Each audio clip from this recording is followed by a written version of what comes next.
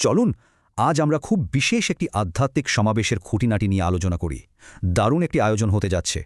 এবারের আয়োজনটি কিন্তু সত্যি একটা বড় মাইলফলক, কারণ এটি হতে যাচ্ছে পবিত্র ওরস শরীফের ৩৫তম আসর। এই চমৎকার আয়োজনটি হচ্ছে প্রখ্যাত সাধক শাহ শফি হজরত ফকির আব্দুল মালেক শাহ রহমাতের পবিত্র স্মরণে ক্যালেন্ডারে দাগ দিয়ে রাখার মতো একটি দিন। সমাবেশটি অনুষ্ঠিত হবে আগামী ২০২৭ সালের ৩ জানুয়ারি। কোথায় হচ্ছে এই মিলন মেলা?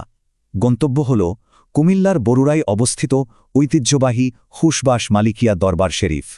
সারা দিন জুড়ে থাকছে পবিত্র মিলাদ, জিকির, দোয়া মাহফিল, কোরআন তিলাওয়াত আর চমৎকার সব ইসলামী আলোচনা।